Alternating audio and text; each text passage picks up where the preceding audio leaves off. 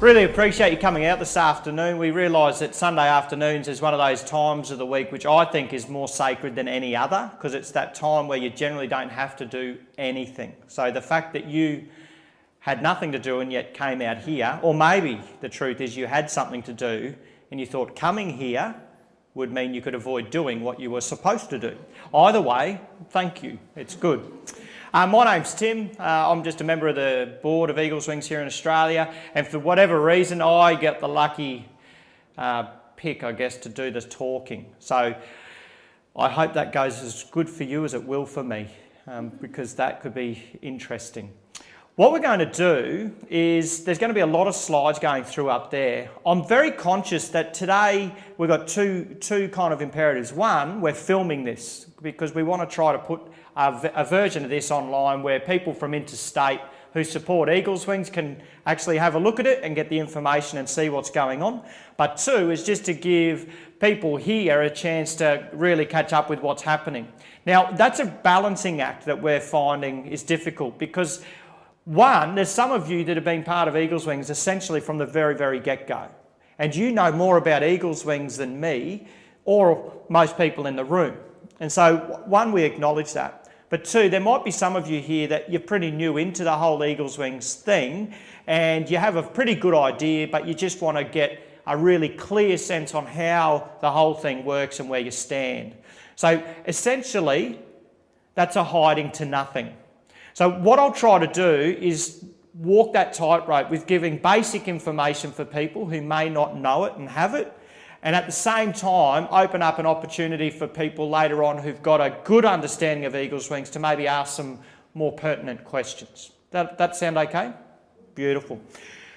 For the best way to start though is let's watch actually just a video, because let our Zambian staff and students actually tell us what they think Eagles Wings is. Eagles Wings is a Christian organization working with communities where we have Bunga, Kanyala, and Luboto and Twapia. What we do, we help the vulnerable children that are coming from these communities that are poor people who cannot even afford to go to school. I live in a mud house. No electricity, just a mud house. I like that teachers teach us and that you are supporting us because we are the poor people. Sometimes we afford. We don't afford. We don't eat sometimes. Maybe if we eat afternoon. Maybe in the evening we don't because of money we don't have. Hi, my name is Laxon. We are just coming from Eagles Wings Christian Community School. We are just on the edge of Overspill Twapia, a poor community where most of our children comes from. And this is the community that we are working with. And it's a community where most of the people are very poor and most of the children have lost their parents. And most of the children are coming from this community. So that's where we are going in to visit some of our children's homes. So see you, thank you. Ubusana bwabapo feri busana feri yakali. Okokale tashibo kubelenga, tashibo kulemba, tashibo kutifilifyonza. Popo ali alishobora kulemba newspaper, ala belenga kuilembera omwe. Batine mwine nshayishiba nenyina, n'ekisungu alumva batine mwine nenyina nshayishiba. Ubusana bwabapo. If I'm not at school, my friends, they go to cigarette tavern and drinking alcohol and smoking. And then they have a lot of boyfriends. Some of them, they got HIV and AIDS to their boyfriends. So I'm thanking Eagles Wings for supporting me and for everything that they have done to me. I'm saying thank you. So you'd much rather watch about 10 of those in a row than listen to me, I can tell you that much. So, for those of you who don't really know some of the backstory for Eagles Wings, let's do this really quickly. Okay, so essentially we're based in Zambia. The project is outside of a town, or it's a fairly medium-sized city in Zambia called Ndola. It's about 20k from the border of the Congo in the straightest possible way, and it's in an area called the Copperbelt Province. The area where we're based is a mixture of communities. That one that was Twapia was actually a formal community, sort of initiated in the 1930s, and then essentially it outgrew itself, and so you have overspill, then you end up having Kanyala and Bunga, and it basically just continues. So they're kind of informal settlements that started as formal, and therefore all the infrastructure is not 100% flash, okay? That's where we are. Now, in terms of timeline, we've left this a little bit vague and broad. The snapshot is, though, around 2000, 2001, Barlaxan Matolakoshi, who you saw in the video, wanted to help the adults in his church, Grace and Truth Baptist Church, to be able to read so that they could read the Bible for themselves. So they started sort of doing some literacy classes for them, found out that the students learnt faster, and so so kids started attending, they learnt quicker than the adults, and suddenly this idea was starting to be birthed. At the same time, Barlaxan had started to encounter kids sleeping rough on the streets in town and started to bring them home, much to his wife Mary's disgust and frustration that she had a house full of 9 children already at the time, and to bring in another 5 was pretty big. And then also around the same time, you had 2 Australian blokes, Reed Anderton, which a lot of you will know, and Mark Holstein, all kind of converged and met Laxon at the same time. So that was kind of how all of the connections started, but it really started with a vision that God gave Laxon back in the day, and it was birthed out of that. In 2003, we're formally registered in Zambia. So Eagles Wings Zambia was formally registered in 2003. So they are their own entity in that regard. So under Zambian law and all charity status, Eagles Wings Zambia is their own thing. And then a little bit later on, about 2008, Eagles Wings Australia was formally put in place. And so it has all its, statuses according to government ATO stuff and all that fun, exciting things. Then basically the rest of the story is rapid growth, like just growth. Every year there was new things happening. So the school became formalised. All of a sudden you started having building programs. When was it? 2002 maybe, the first building team. I think that's in around Joe, Ben, 2002. So, and then since then there's just been a myriad of different opportunities for building teams, camp teams, medical teams, which we'll talk about a bit more to come on. Essentially what's happened is over that time, the vision of the organisation, which is to prayerfully assist orphans and vulnerable children realise and reach their God-given potential. That's actually what we stand to do.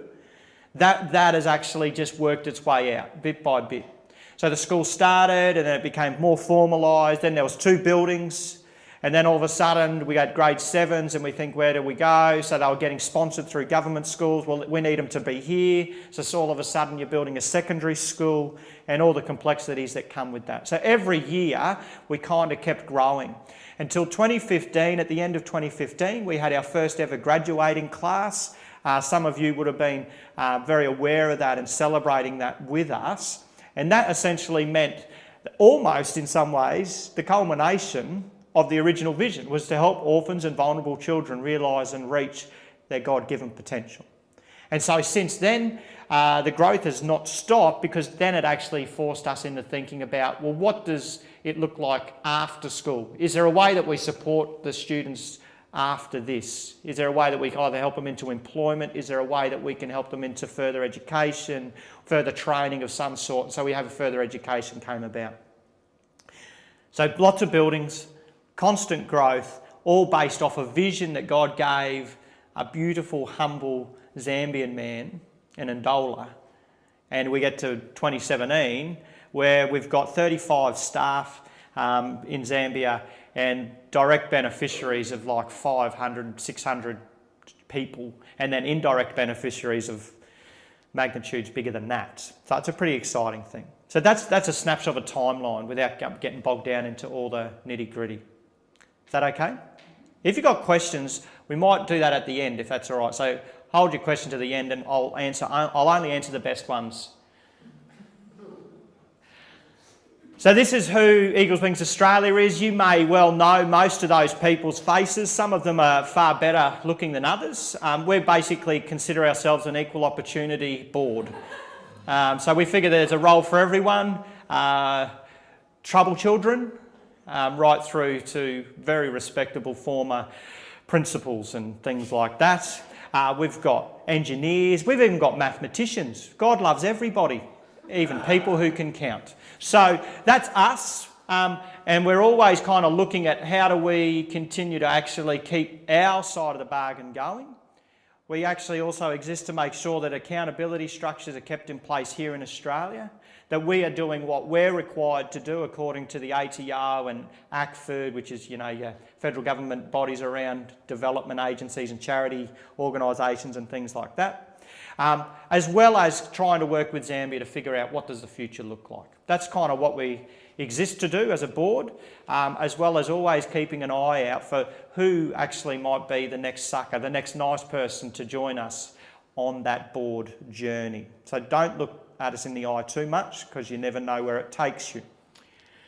In Zambia, our functioning senior management team is how we make decisions over there. So Australia here, from the board level, we communicate with our senior management team.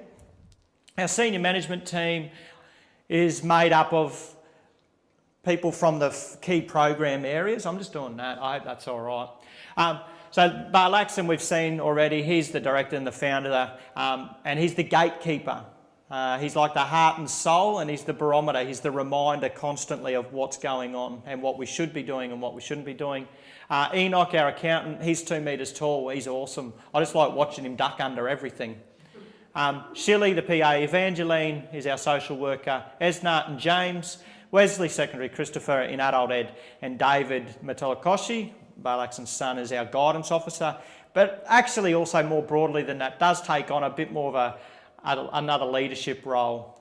He's got some very good communication skills which are helpful.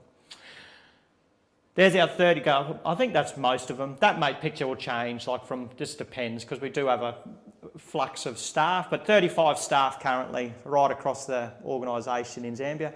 Just to clarify, we have no Australian or Western staff. None of us are paid. All our staffing is Zambian. That's very intentional. So for those that have been to the community, you know it. Essentially, as we said before, it's a conglomeration of a number of communities that have all joined up, roughly around 20,000 or so people throughout those communities. And it's an area that's actually rapidly changing. So for those people that might not have been to Eagles for a few years, if you were to go back now, you will notice very quickly the changes that are happening. So for Ben and Nikki, who travel a bit more regularly, for me, who travel regularly, it's obvious. So there's a lot more middle class, upper middle class moving into this area because it's the last of the cheap land close to the city. And so the poor are slowly getting shoved out of those communities. So we kind of have a guess that this area might actually in a decade's time be radically different again to what it is today. There's now a bitumen road all the way through Twapia that connects as a bypass road. So that's brought with it a lot more traffic through the Twapia area and a lot of that sort of stuff. So, and with traffic comes more opportunities as well as more problems. So the programs that we run, most may well be aware. Essentially, we have a couple of key ones. We have our education program, which was obviously the catalyst to help get things started. The education program is now, we have a couple of different sides of it. We have our Kanyala school, which is just a filtering school and an intake school. So it's like 80 students to 1 or 2 teachers. It's basic numeracy and literacy, and it's really a good opportunity for our social worker and for those teachers to get a sense on which students are in this community, which kids are in the community, who are the most vulnerable. And it allows us then to look at enrolments for the following year into our school proper, our Christian community school, which is grade 1 to 12. So we aim to have 30 in a year level, aiming at quality education as opposed to quantity education. And so within that, they can try to maintain a higher level of care, but also a higher level of just, I guess, academic result and rigour. We've had, as we've said before, we had our end of our graduation class in 2015 was our first one, and obviously each year now we'll have a graduating class. So just recently our Zambian team have come up with this name. We were looking for a name for what do we call further education. The name came out Ukufuma. I think that's how you say it, but then again, I'm white Australian, so my Bemba's awesome. And it means Exodus. And it's really that thought that they came up with, was it's about the exodus of God's people, the Israelites, out of Egypt towards the promised land. And so it's this idea that these students have got this opportunity as they leave school to move into this new promise. So the whole idea of Ukufuma, Exodus, is towards promise, just continuing the journey towards fulfilling the potential that they have.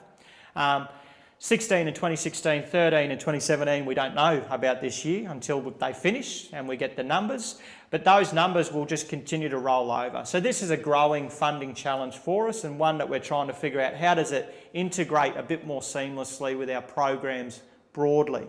Because what we don't want to do is have the new kid on the block overshadow the other aspects of our program. Within our education program, we also have adult ed. Now, I'll just tell you as a little sly one, this is actually my favourite part of our project. It's beautiful. Really, it started through Sarah Matolakoshi, which is Bar Laxton's daughter. She died a couple of years ago, sadly. But her vision was to see these women actually empowered to care for their families, but also change their community. And so that's what it is. If you haven't seen this, this is just a short vid explaining that.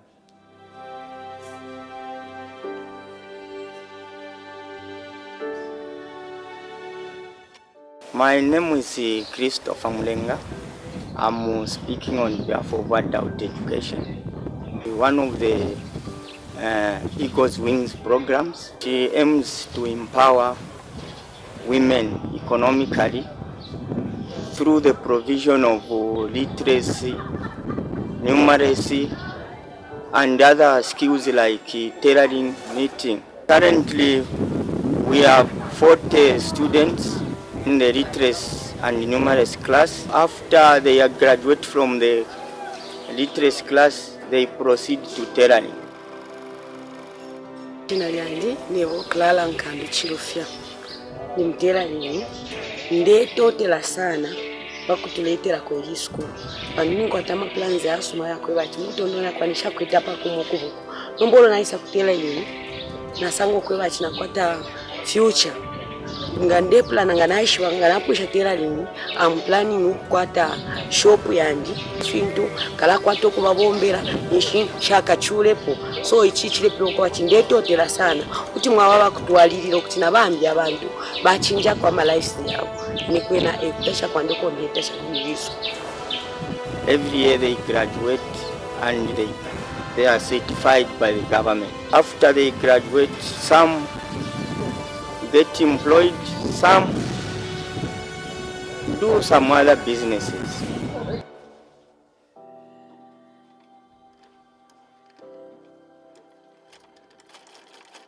Mkwai ndamtete ishinali andi mkwaine umagrade chomba nindi twafumine kula twaile kutailoring na kwena twasanbilira na isa pusha ne school mu 2013 apa mkwai kwena ndatotera pantu file ngafuirishako fila fine nangula na vila filia na istisha uti na shitira mwomo abana na ruka pesa twakwetena abashitira filia so mani ndeto tele school ya Eagle's Wings but ine kuna alisanga mu fyobusuma fi alisanga mu busuma sana fi dapa no gwe kuna sanga mwawe kwandi alinga fuirisha so nangule fonde vila na tantama na pandagira kwa uniforms na vila kone vitenge na vila kuna maturusha yali hapa mkwai. So it's a beautiful, beautiful program, and actually for those people who may have known, Charles, which was one of our tailoring teachers, actually just died on the 1st of August. It was just sudden, so we only found out just Friday, I think it was, that we found that out. So one of our ongoing challenges at Eagle's Wings is I guess, the attrition rate of staff, because they're not actually immune from the challenges that happen living in poor or poverty areas. And so for the adult education, that's a blow. But Charles he's a good man, and so he actually left a bit of himself there, and actually you saw a glimpse of him in that video, so it's nice. So the adult education, as Christoph said, is just aimed at giving numeracy and literacy skills to mums particularly, but then also just trying to follow that up with a government accredited Certificate 3 in tailoring and giving them small business skills just so that they can actually have an opportunity to support their families. So that's adult education. Another major arm of our project over in Zambia is just the family program. Now, the family program exists to support orphans and vulnerable kids, specifically through giving and providing stable, secure or safe housing. So our hope is that that happens through foster and kinship care, because one of the best strengths about Africa is its family unit. It's one of the best things that actually it has going for it. So why would you try to destroy that or go against that by creating an orphanage-based model? So our model has tried to actually connect either children back in with families that they know live around the area, and failing that, having trained foster carers available to take students in. And we support the family in that way. For those students where that's not successful, or for those students where we can't find a suitable home, there is the transit home. So the transit home is, as the name would imply, it's a transit stop. It's not meant to be a permanent solution, but it does provide stability and safety for some. And I think currently we've probably got 11 or 12 students in the transit home. And they have there's a house mum now. It used to be run by Bar Laxon and his family, but now it runs in a swanky new transit home building. And it's pretty flash, hey Ben? It's beautiful. Now, many of you will have been part of supporting our Eagles Wing stuff by just being part of a team. So our building teams are really helpful just in terms of our infrastructure. For those that have been there, we try to get really good quality infrastructure that will last the distance, which is no mean feat in Zambia. Significant things, that's our science block. That was a massive effort. I'm sure many sleepless nights, but that was the result, and it's crackerjack. No doubt the best science block in the district, well and truly, better than any government school. Medical teams, we've just had one come back, so they basically go for a couple of weeks and run a clinic for a couple of weeks. They see all the students and all the staff, anyone that's directly connected to the program, and just do full health checks, do worming, vitamins, give them, any other tips about looking out. Actually, this trip there was one of the nurses found out a lady had undiagnosed diabetes and was able to tell her what that was, how that it will affect her body, and the things she will need to do to actually begin to get on top of that. That's significant because diabetes is a growing concern in Zambia.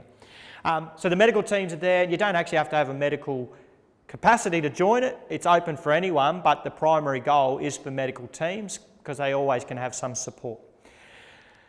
It's a bit sustainable. So what they're trying to do now, instead of just going and running a clinic every 2 years, they want to actually try to ensure that things are not regressing in the period in between. So there's a lot more effort now around community education classes, around nutrition or how to sanitation, giving tips so there's tippy taps which are made out of a bottle, bits of string, so you can have boiled safe water in a little bottle that when you tip it, it just puts water in your hand. You can wash your hands and have clean hands and you don't get diarrhea. Simple things like that. So the medical team now are doing community health classes, as well as have trained a bunch of local women in a whole range of different medical ideas that actually they can be a resource to their community. And so when this trip they were met up with again and given some top-up lessons and top-up communications, as well as them helping into the medical teams. It's been pretty good. Our camp program. Now, for our project here in Australia, we have particular responsibilities according to the federal government to ensure that our project abides by all the guidelines. One of those is that we can't do any evangelising or proselytising or any particularly overt Christian endeavour through the project. It's just the way the funding thing works. This camp program is a distinctly disciple-making program. So it doesn't get paid for through our tax-deductible donations. It actually gets paid for primarily through inspirational heat bags, which we'll talk about later. But it's an awesome opportunity. So this has just run again for the year. A team from Victoria went this time, had a great time, and keep your eyes out on our website because we're hoping to try to get a video that they made up online at some stage because it'll give you an idea on what the camp looks like. But it's a great week. It's pretty intense. Lots of fun, lots of laughing, lots of experiences, Bible studies, singing, dancing, eating, all the stuff that you get to do in Zambia. So in terms of partnerships, one of the things we'd like this today for you to hear is that we don't see that there's only one or two ways that we engage in fundraising. One of the things we'd love to do is release you to go and use your own creativity, skills, networks or whatever it is to figure out how to raise funds for Eagles Wings. Because for those that are around a place, you know that we have Challenge for Change, which is our bike riding stuff, which is up the top there, and that does significantly big events once or twice a year. Not everyone wants to ride a bike, but it's one of our ways for fundraising. We have another way. You could run this if you haven't done it at your church or with groups of people, is the Simple Generous Life, which is just a 4-week study series looking at the idea of how do we live more simply in order to be more generous, in order to give other people a more fulfilled life. Simple, generous life. So it's a 4-week study series with a video for each week, a little blurb, a page, just kind of with a reflection about life in Zambia, with a whole bunch of questions and quotes just to stimulate discussion. That's another option. It's different. It might be something that for some of your networks would work well. Rocky Point Mulching, for all your mulching needs, they're basically a primary sponsor. So they give us a good lot of money, which helps us pay off for most of our Challenge for Change events in the year. Therefore, we're kind of almost cost neutral because of their support. So if you're ever buying mulch, please buy Rocky Point Mulching. Charity Build is a group that Reed and a few other guys have started, which is looking at basically building homes that can actually become an asset or a profit-making venture for Eagles Wings Australia. Inspirational heat bags. Now, Helen is here, and I think she might have some of her volunteers, but this is awesome. What I like is this is somebody going, I've got a skill and I've got a passion. How do I join the two together? And that's inspirational heat bags. So inspirational heat bags provide some of the best quality heat bags you're ever likely to see. There's stacks of them on the back table. And there's a team of 10, 12 volunteers, I think, who are busy sewing using their skills, filling it up with locally sourced wheat, providing us all soothing relief from pain and aches. But inspirational heat bags is just a beautiful way that somebody has been able to connect passion and skill, and it really supports us significantly. It's a massive, massive thing. So thank you to Helen and to that team because we love your work. Chocolate fundraising, you might think that's funny. There is a building, big building in Brizzy, business, just always got chocolate there. A couple $100 a month comes in just from people working in the office block being depressed eating chocolate. Supports our work, and what I said we've realised now is that what we do is we send those now diabetes-ridden overweight office workers to Zambia to work on a medical clinic to find out how to cure their diabetes. It's just like a big loving circle. But so it could be anything. One of our key things though is around monthly donors. So we don't do individual child sponsorship, and there's a number of reasons for that. Some of those administrative, some of those actually child protection related.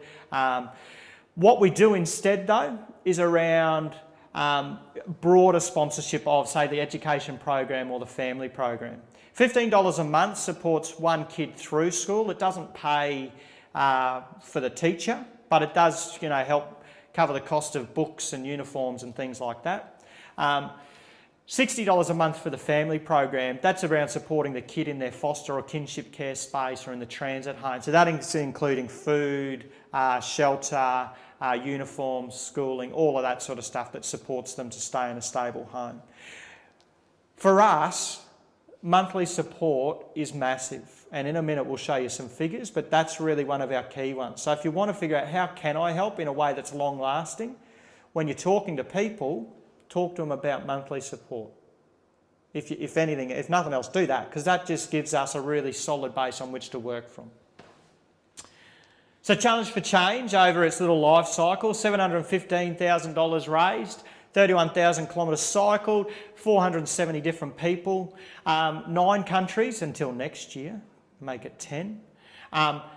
Question is, what could you do? Now, Challenge for Change doesn't have to be a bike ride. So I know a few years ago, Lindell decided she wanted to walk, it was 100k, Lindell? Over 3 days, I think. And so Lindell, that was her challenge. It was just saying, I can walk, and I'm going to do that, and I'm going to do this in this way. It wasn't a big, massive event. It didn't have like all the fanfare. It didn't have radio station or anything like that. It was Lindell saying, I could do this in this way. We loved that as an idea. The idea of the colour thing up the top there, this is just to give you an idea on how this funding can be happening anyway.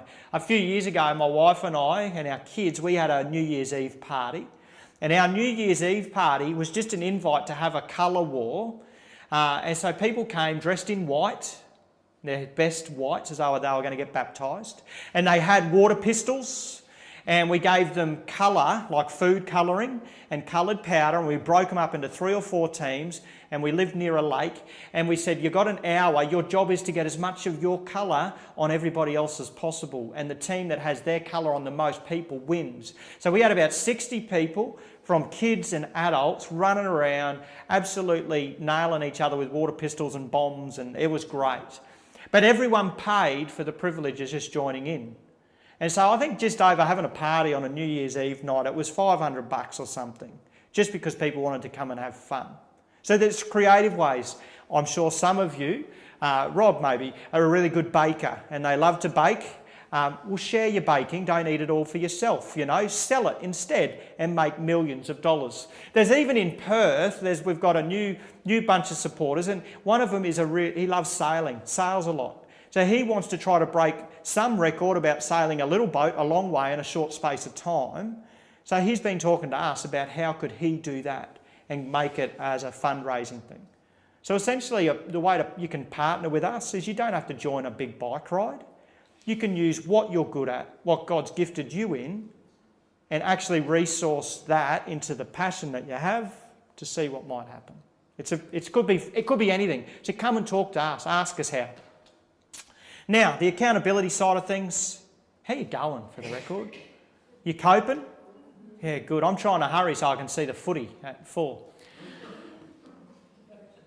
So we have here in Australia, for us to actually stay registered and legal in our status, we actually, according to the Australian Tax Office, have to be kept in line. Now, obviously, they've looked at the pictures of our board and thought, you damn straight you need to be kept in line. So we have a partnership with Global Development Group. Now, Global Development Group basically act as our mediator and as our kind of director to make sure that we're doing what we need to do. So they check us, so we do provide 6 monthly reports. They provide us with the opportunities and frameworks to do 3-year plans. They make sure that our money is going in the right places. They, check that our audits are correct. They just make sure that we're doing the right things with ASIC and everyone. That's who GDG is. So they keep us in check, and in turn, we know that we can guarantee a really solid, effective, healthy and efficient organisation. That's the Freemasons diagram. It's not really. It's okay. I know we're in a Baptist church, but it's okay. Next one. No, get off that slide. They're going to burn me at the stake otherwise. So last year, 2016-17, total income, $335,000. So that's from all the sort of things coming in and going. Pretty impressive, hey? And so thank you for you and your generosity and the part that you play, because that's massive. Our Australian side expenses, our Eagles Wings Australia expenses were 27,000 thereabouts, so roughly 8% of the whole. And that includes things like making sure that we're paying bank account fees, our promotional printing costs, our website designs, making sure that we have paid for our audits and insurances, which add up for us. There's a whole stack of things that come into the Eagles Wings administration side. None of that is wages or salary or anything. So it's all volunteer based, but there is costs that just come from running an organisation. Project partner cost is GDG costs. So that was about 19 grand. And so they, again, we just explained kind of what their role is. That's what it cost them to do that for us. Then the expenditure in Zambia was 242,000 roughly. So that goes into sort of everything. That's operational costs, capital costs and that sort of stuff. And so we've obviously carried forward $47,000. That's the basic rundown on that. In terms of the pie chart, because pretty pictures are always better, you can see that our EP, our education program, is the biggest factor in all of that. It's because you've got so much of our staff aligned with that, as well as all the operational costs of the school. It's pretty significant. You'll notice that our capital expenditure was not very much last year because we didn't actually have any building projects on the go. However, now we've started a toilet block, so in a few weeks' time, Ben and Nikki and a few others are heading over to complete a brand new toilet block because it's a Ministry of Education in Zambia requirement, as well as also start on a brand new adult education building. And so over the next year or two, particularly, our capital costs will expand quite significantly. And so for us as an organisation, that also creates a challenge to make sure that we can keep balancing the books. So the challenge, as you can see there, currently we get around average about $9,000 a month in monthly donors. We just think that's spectacular. The problem is though, our average monthly transfers are about $20,000. So you can see there's actually a bit of a shortfall of 11 grand essentially a month. Now, what's amazing is we've seen that God's gracious and generous to us, and it always looks like we're never going to have enough cash to make it through to the next bit, but it always seems to happen. But he still asks us to be wise and considered in how we actually manage what he gives us. So, when we look at this, the gap there for between average monthly donations as well as the average transfer amount, that's why we would like our average monthly donations to kind of increase, just so we can have more stability and certainty going forward. To give you some idea of cost of the toilet block, we think around 10 grand, it's an estimate. Things are in such a state of flux and change in Zambia in terms of building costs. It makes it difficult to nail on exactly. And in terms of the adult education block complete, still working on it. It's just serious. We can't nail down exactly what that is. To give you an idea of why, a couple of years ago, overnight, the government in Zambia decided to just remove all subsidies on cement. And so it went from, say, being $50 a bag of cement to 100 overnight. Literally, it was overnight. So your building costs almost doubled like that. So it's very hard to actually kind of calculate purposely. But we think it will be 70 grand probably plus to build the complete adult education building. So it's a significant investment for us. So the next few years here in Australia, we've got a few things, in Zambia, adult ed building, as we just talked about, that's significant. The reason we're excited about it is, one, it gives, at the moment, our adult ed is working out of one classroom space, and it's just not enough, and it doesn't work. It also means we have to juggle school times around too to make sure we've got enough space in the school. The adult ed building would be a beautiful recognition of the vision that Sarah had many years ago. I remember probably it was 2010 or something like that, and she came up with a hand-drawn diagram of what she wanted the adult ed building to look like, and that's basically what this building will be. So to see that completed would just be a beautiful kind of testament to her vision, I think. The further education, as we said earlier, is really exciting for us. In the next year or two, we're going to have our first students graduating and finishing their trade trainings, their mechanic courses, their nursing degrees, teaching degrees, things like that. We just think that's going to be brilliant. But looking at how that looks and fits into the whole picture ongoing terms, well, that's something that we're looking forward to seeing happen. There'll also be a bit of a purposeful conversation around what now for the next 10 years. So 2000, Barlaxon had an idea, a vision and a heart. 2017, that's really there. Like, we've matured as an organisation. We've kind of achieved what the original vision was. But so the question has to be asked, well, what now? How does it look? Where would you like this to be in Zambia in the next 10 years? So that'll happen over the next year. And then in sustainability for them, it's just around how do we continue to make it so we are not the ones holding the purse strings. Because Eagles Wings as an organisation, we don't have a white messiah complex. In fact, our hope and our dream is that actually Eagles Wings Zambia might be fully self-sustaining. And actually what we have left is just beautiful friendships, deep respect, and just an ability to celebrate together and learn from each other in a really dead set mutual space. And so to do that, sustainability is a key. There's been an MOU negotiation in place for probably 4 years.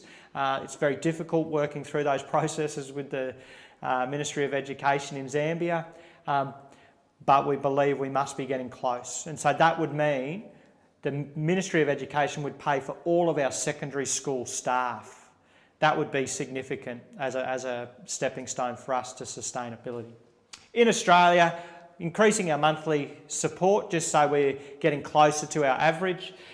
Next year we got the Canada Challenge, which is Reed deciding to ride his bike another long way across Canada in a short space of time. Shan still shakes her head. And then lastly, we love this idea of actually being able to extend the family beyond who we have already in part of our Eagles Wings team. This is not necessarily about people who are just going to be giving money. We're actually interested in people seeing that having involvement in a project like this will actually has the capacity to change your life. We're interested in a transformation, not just the transaction of funds. And so to see more people actually sharing in the story of Eagles Wings in Zambia, we think would be an exciting thing. So, upcoming teams, there's one in August. I think the horse has bolted for that one, Ben. If there's anyone really desperate to join a building team in August, yeah, go see Ben afterwards. So if you're really desperate, Joe, get into it. In Easter time next year, we're going to be running what we're calling an ambassadors trip. Now, an ambassadors trip is maybe for those people who really want to see what's on the ground in Zambia, that Eagles Wings, but don't really want to try to put themselves into a building team, don't feel like they're capable of doing that. It's not really their skill set, it's not their interest. Equally with a medical team or a camp team. So what we think is there might be a lot of people here in Australia, all across the country. Sorry, I've got it here. I've got a fur ball. And we think there's a lot of people in Australia who've got the capacity to be really strong ambassadors for Eagles Wings, but just would love to get that first-hand experience, to understand from looking at what's on the ground, hearing stories, meeting people, having a relationship, you speak more powerfully out of that. So next year in Easter time, this ambassadors program is for that. It's just to give people an opportunity to spend a bit of time in Zambia with a particular purpose to learn. And it looks like at the moment that that'll be me leading that. We figure that's a good way to keep the numbers down. So if you are interested though, we will start to get some of those details up onto the website and a little bit more finalised over the next couple of months, giving people an opportunity to just have a look into it, maybe block some dates out, and we'll go from there. Camp team as well, 2018, middle of the year, join it. In terms of the Challenge for Change staff, we've got a big bike ride. It's actually not occurring the second half of this year now. It will be at the start or first half of next year. Do you remember what time? September. Oh, September, sorry. Second half. So it's a year away. Like, it's a long time. So you've got a lot of time to prepare. It's around southeast Queensland this time, as opposed to down south or overseas or anything like that. 1,000k, $1,100 if you want to ride, $850 if you want to support. See Graham Hedges if you're interested. Simplicity Challenge. Now, if you've been around, you may have heard of it, but this is what we're looking for. Next year, Reed's attempting to break the record for the fastest solo bike ride across Canada. It's a 6,000k thereabouts, and he's hoping to ride 455 kilometres each day to break the record. What we want to do though, in terms of this having some impact, is we want people to sign up to pledge to live differently and simply. So we're not asking people to give over and above what they're already giving. What we're actually hoping for and asking for is for people to actually look at their life, consider where do they spend their money, how do they exercise, how do they use what they've got, and simplify that. And out of the simplifying of that, you take the savings and donate that to the Simplicity Challenge in conjunction with the bike ride. So it could be the quintessential give up your coffee a day and just have one at home. Could be cut down from 3 a day and only have 1 a day and save the money and give the other. Nat decided she's going to ride her bike to work 3 days in a week. That will save her fuel money. She'll pull that fuel money, donate that. It's about living simply. My kids are talking about, they won't get tuck shop as much, which I don't get it anyway because I don't give them the money. But I do like their thinking. But we'll save that money and we'll give it into the Simplicity Challenge. So we want you to sign up because we're looking for 1,000 people to sign up to take the pledge to live simply. And the goal is that we might be raising $100,000 by the end of that bike ride. So we've got sign-up sheets here. They're up the back of the room. To get more info, please come over and talk to us. But that's pretty exciting and equally confounding why you decide to ride your bike that far. And that's it. Stop the clock. Whew, we did it, people. Congratulations.